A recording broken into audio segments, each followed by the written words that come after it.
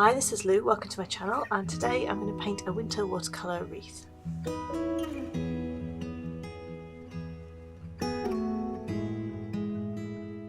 So I've just picked up a little tube of Perylene Green watercolour.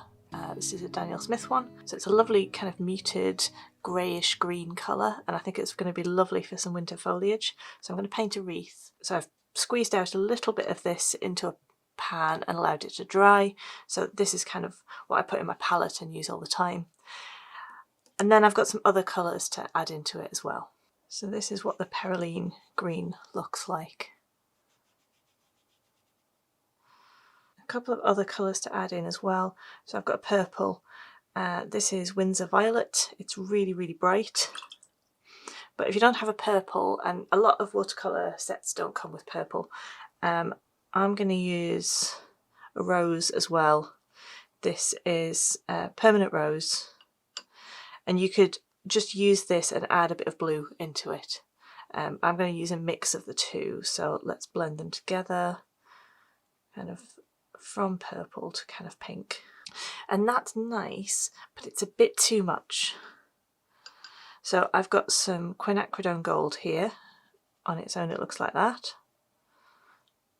And when I add it into the purpley pink, it just cuts through it. Add a little bit more purple back into that end, and it really mutes it down. Tiny little bit of, this is Indigo, just to take some of the greens slightly, in some places, more towards a blue.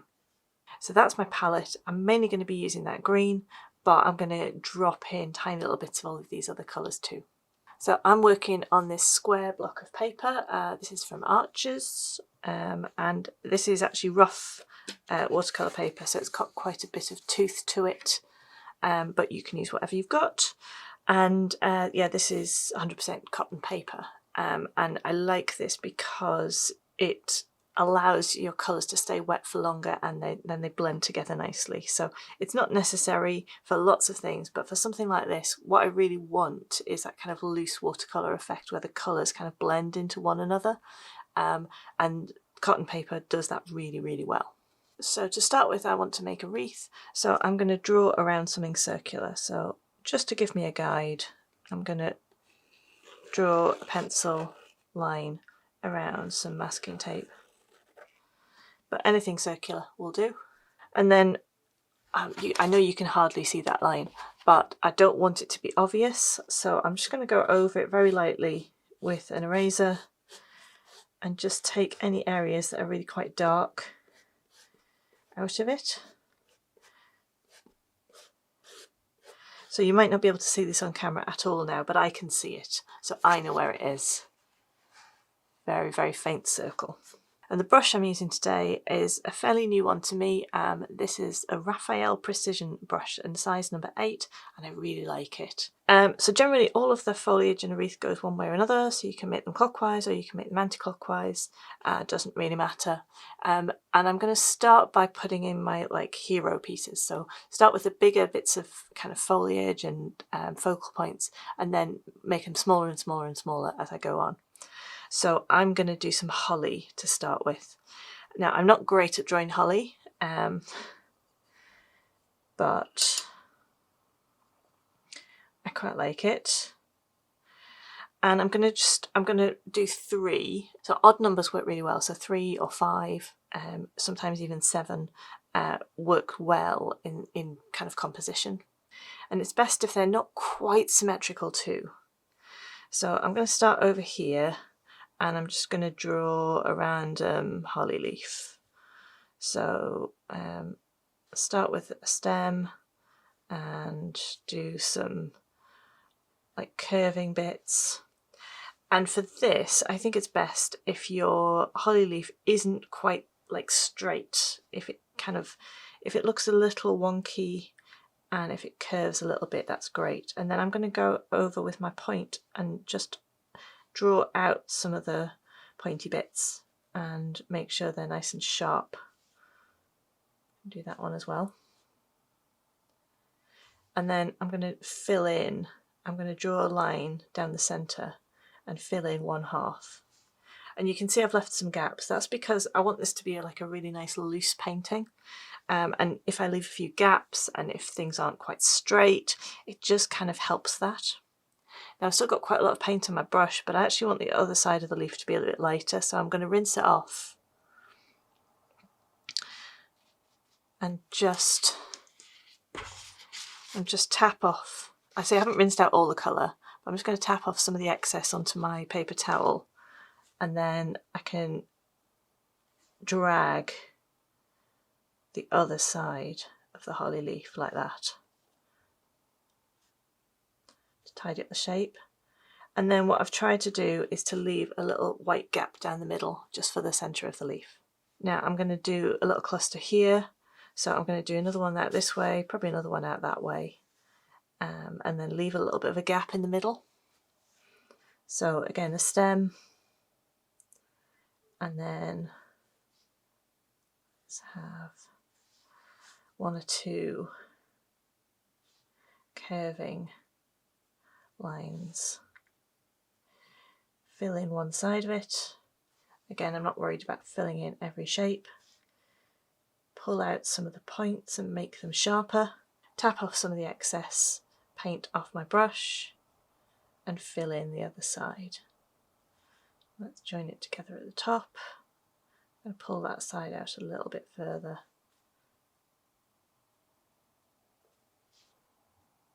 And just maybe a little bit more on there. Something like that.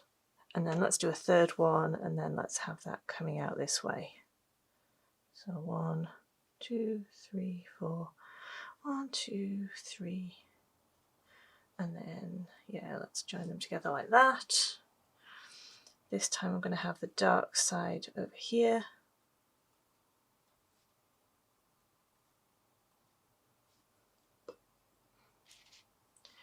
Get the excess paint off my brush, and then I'm just drawing in the paint there. And I failed to leave a little bit in the middle that time, but never mind. Doesn't matter. So now I want to do some berries right in the centre of my leaves, and I'm going to mix up a colour for that. So I'm going to start with the rose, add in some of the Quniacridone gold, and then a tiny little bit of the purple, and just keep adding that until I get like a nice plumish colour. And then what I want for the berries is actually for them to be slightly different shades. So if some are more purple and some are more pink, that's absolutely fine. And then in the centre of here, I'm going to add in little circles like this. Fill them in pretty much, but leave a little bit of a gap. So let's put one there. And I'm deliberately going over some of the bits of the leaves. So that one is going to blend right into that leaf.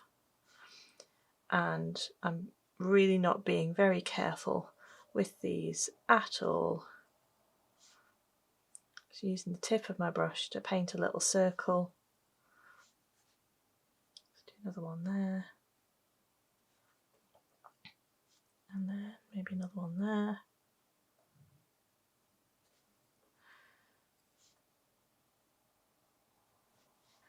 And then I really do want this to blend into the leaves a little bit, so I can even kind of dot some of that colour into the leaves where the paint's still wet and that one's dried now. Talked too long, never mind. So you can see the plummy purpley colours starting to bleed into the leaves. And then because red is opposite to green, they'll kind of cancel each other out and make a really kind of nice muted greyish shade.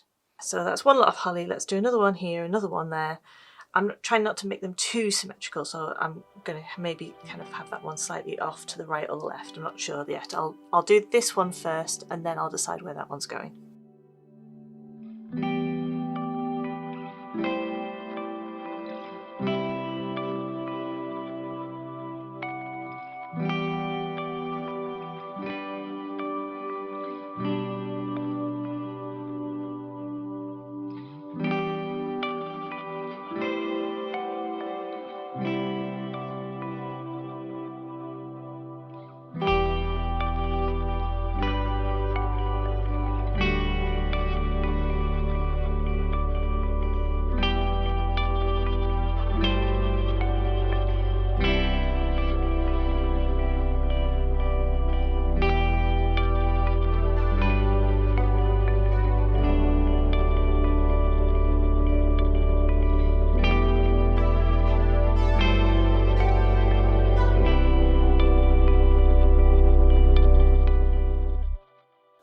So now to do the third one, I think I am going to do it over here.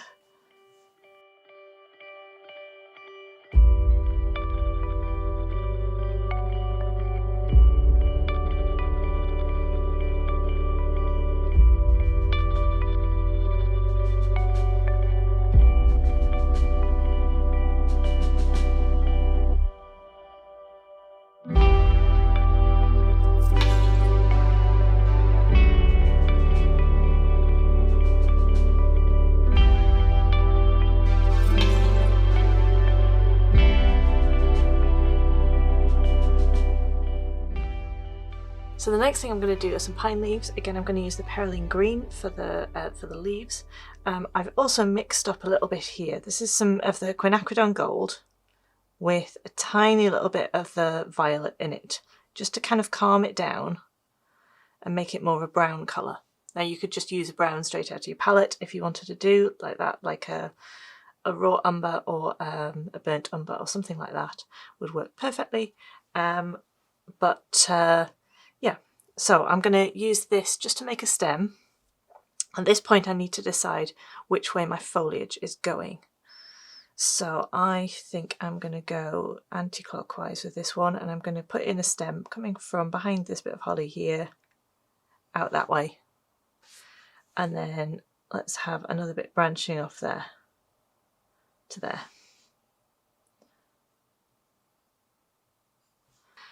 So then with my green, I'm going to just start adding in little pine branches, and this one's going in front of that holly leaf.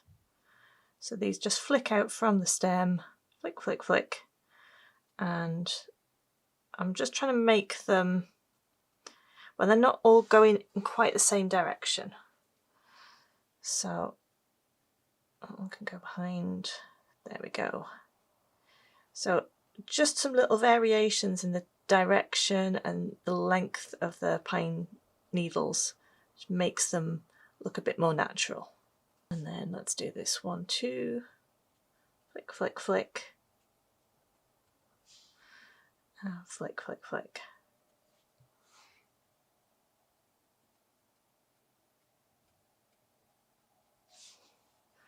And then I can go over some of the ones in the middle, put some extra ones in coming out at funny angles.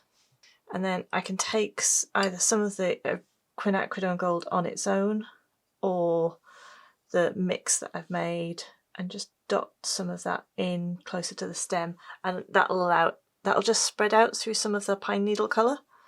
And then I can also do the same with some of my indigo and just dot some of that in a couple of places and darken up some of these areas and make them a little bit more blue. So that's what I'm going to do with the pine all over the place. I'm going to go all the way around the circle, just adding in pine, kind of going in this direction, kind of following that way around. So I find it really helpful to turn my page and just keep kind of turning it like this and going around. It's quite good to kind of occasionally step back and kind of put it the right way around and just see how it looks and see if it's kind of filling out nicely.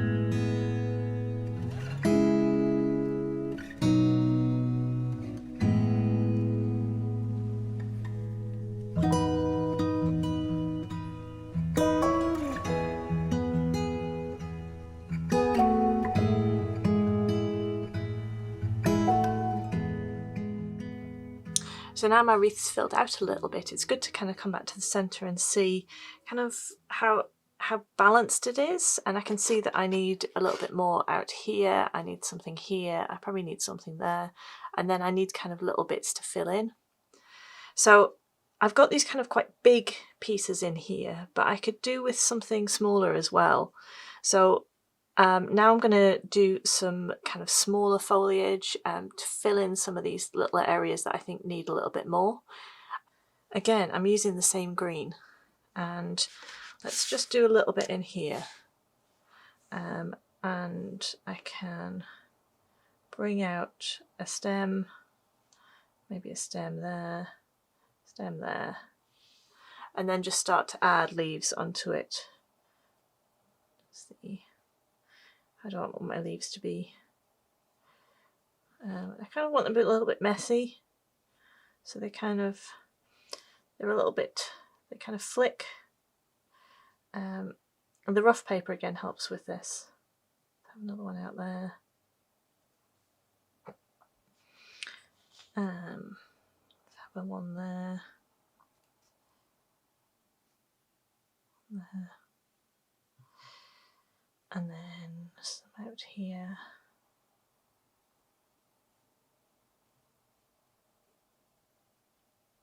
I don't actually know what this plant is.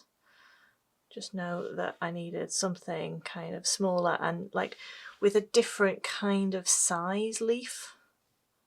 Let's put one on the end. Kind of something like that. Maybe it could do with a bit more out here.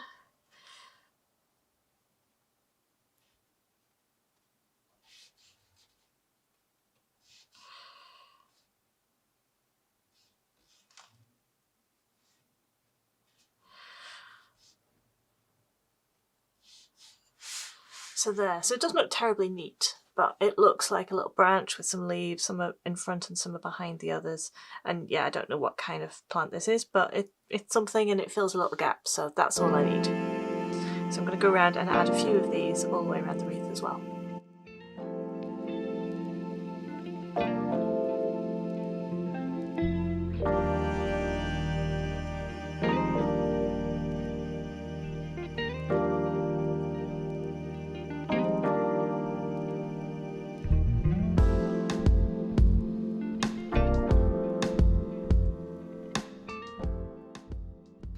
My final element needs to be even smaller, and I'm going to do something nice and purpley, I think.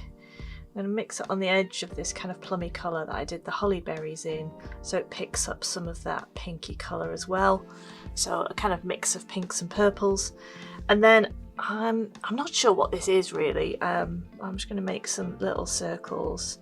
They could be little berries, they could be little flowers. But I'm just using the very tip of my brush to kind of draw some little scribbly circles, tiny little scribbly circles. And yeah, so if it bleeds into some of the other leaves, that's absolutely fine, that's pretty good, it's quite nice. And I don't want it to be too regular shape. There we go, that's probably enough. So again, I need to put that in a few places as well. So let's have some in here.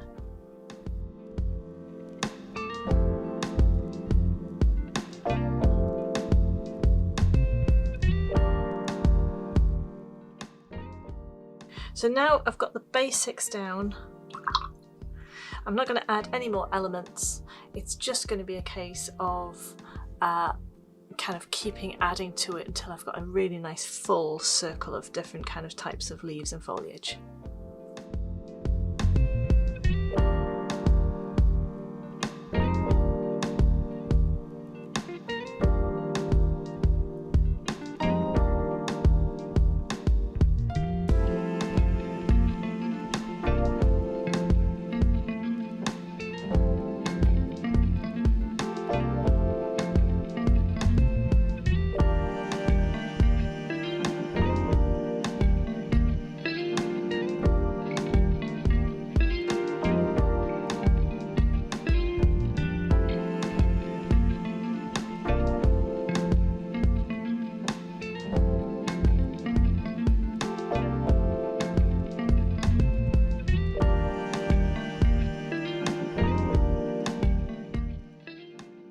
So again, I'm kind of taking a step back and seeing where needs a little bit more. I think I kind of want to fill in a little bit around there, so maybe just a couple of extra kind of bits around there just to fill in that side, maybe a little bit in there as well actually, and then that will make this side seem fuller, because at the minute this side seems like quite full and bushy and this side seems a little sparse, so I just need a little bit more on there.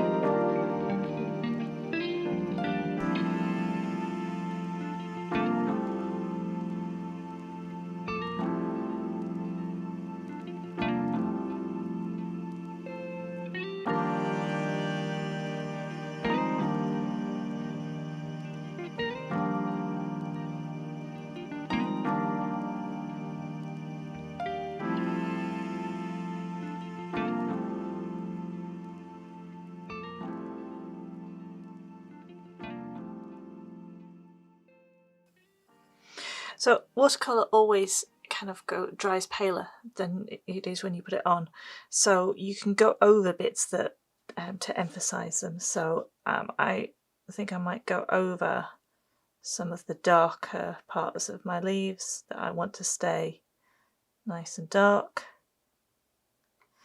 emphasize the points a bit more, and like ones like here where it's all kind of bled together, I can emphasize the two halves of the leaf again.